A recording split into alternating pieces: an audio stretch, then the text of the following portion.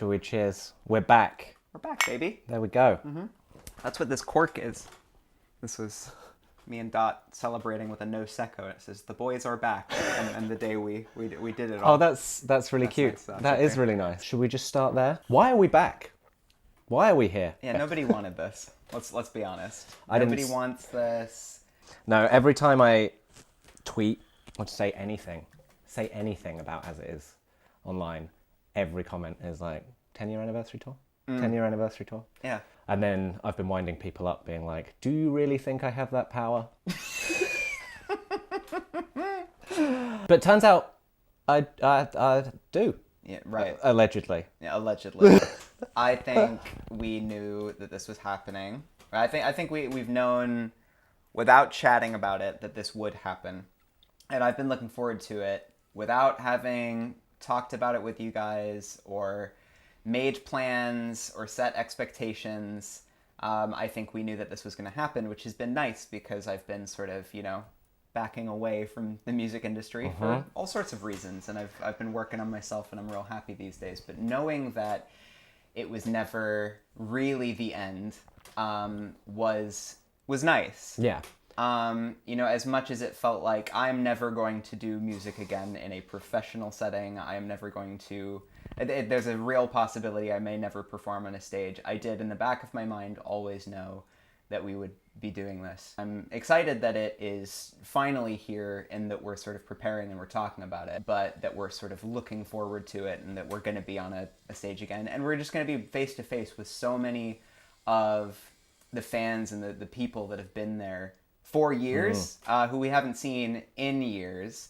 And that's the thing they don't really tell you when you sort of like walk away from a project, is that you make friends and acquaintances and familiarity with like so many people, thousands of people who you know by name, by face, and they're just all of a sudden... I saw, when I got back into the band socials, I actually saw one of the newest messages was from someone talking about how they first saw us at Slam Dunk 2015, and we signed their uni dissertation. And I might even remember that. And now the comment was like, oh, and I'm going to come back next time you play Slam Dunk and I'll get my doctorate signed. And I was like, that's insane. That is insane. Like people, like it's been that long. When I think about it, it's like, it's been 5.5, will be 5.5 years since we've been on a stage together. Since your final shows, yeah. It feels wild that it's been that long. Like, because that's longer than really we were like touring together. Because from Never Happy till the end of the Great Depression was just like a 4-year period, and it went like that. Like 3 albums in 4 years, and we just went. You only posted about what everyone called the hiatus, well, this year, January of this year. Talk us through the months. Talk us through the months from being like, I'm done with music for now in January to where we're at now. So I think it's really sort of, if not 2018, then 2019, that you knew that it was right for you to step away from the band. And I think we all were ready for, if not the end, certainly a break.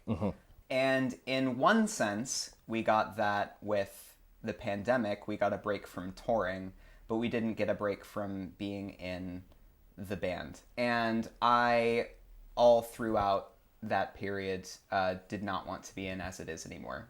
It was, from 2019, there was nothing that changed about that for me. It was, I want a new chapter. I want to work on myself. I want to heal and grow. And none of us have worked on ourselves. We spent our whole 20s like on the road. Yeah. And that was like, being that person from As It Is was, I imagine for all of us, kind of really the only identity that we kind of felt like we had. Yeah, and that's not a setting in which you can work on yourself, really. Like, you can't really be at the level that we were at, you can't really be engaging with like therapy and like mindfulness in the same sort of way when you're just sort of that daily grind in dressing rooms and vans and sleeping in parking lots or somebody's floor or something.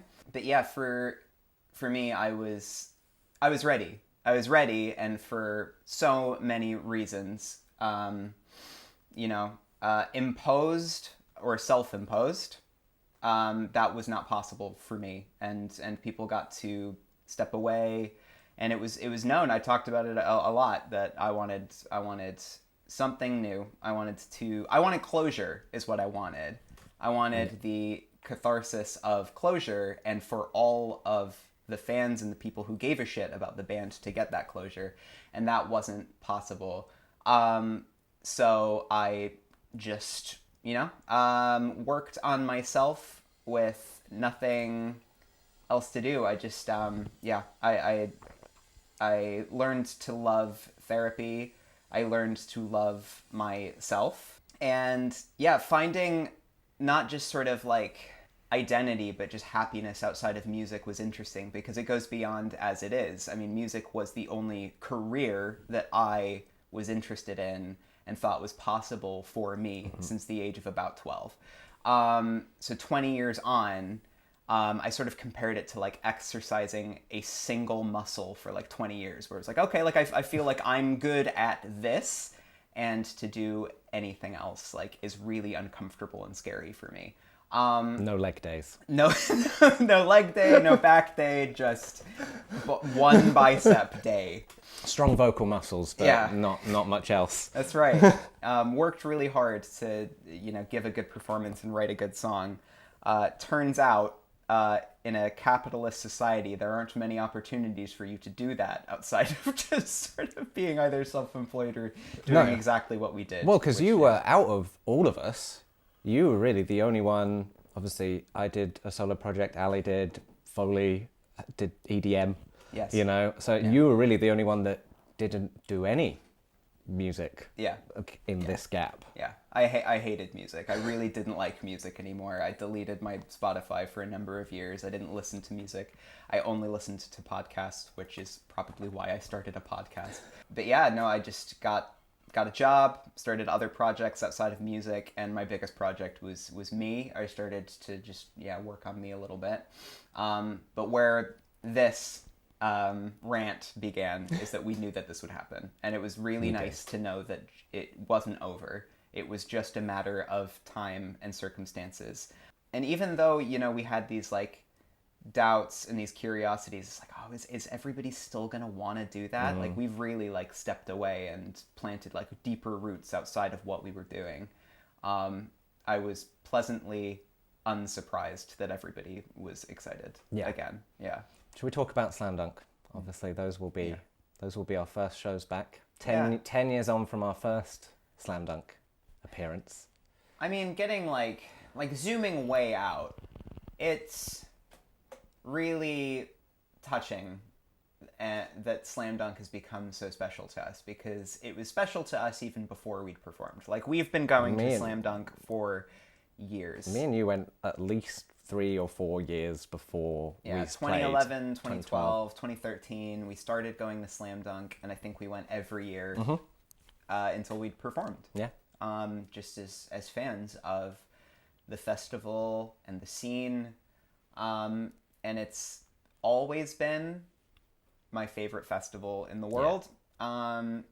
So it's really special that it's going to be the stage on which we sort of come back on our terms, proud and celebrating not just 10 years of Never Happy, but just getting back together, that the love is there and real. It's I'm excited. I'm excited. I always felt like Slam Dunk was almost like a reference point where you could very visibly see your growth, if that makes sense. Sure, for us in the UK. Yeah. Because the first time we were there, we opened like the smallest pop punk stage at the time. That was back in the days where there was a Midlands one. Yes. Actually, I think the first one, so old that it was even Wolverhampton, wasn't even Birmingham. That's right. Was the first one. That's how long we've been doing Slam Dunk. And then I think the next year we were like middle of the day on that stage. We were a bit higher up. Yep. Higher up. And then we skipped it a year, and then we came back and we headlined that stage. Yeah. And then we were main stage, and obviously you've played it once since I was in the band, but and you were there. I was there. I was actually on the stage. I was just not on the stage. Yes. You were, I was there, rooting from the sidelines. And even before the first show, even the first performance at Slam Dunk. We were in that competition to Yes. try to play Slam Dunk, which was 2014? 2013. Shit. Yes. So Slam Dunk Festival is hosting a competition that could potentially allow our band to play at Slam Dunk South, which would be the fucking coolest thing ever to happen to our band. And it would be super, super rad if you could vote for us. There were a lot of competitions for festivals back then. Yeah. I don't think it's as much of a thing, and maybe the reason why is because of what happened to us. Essentially, a band started like buying votes. That was very, very common back then.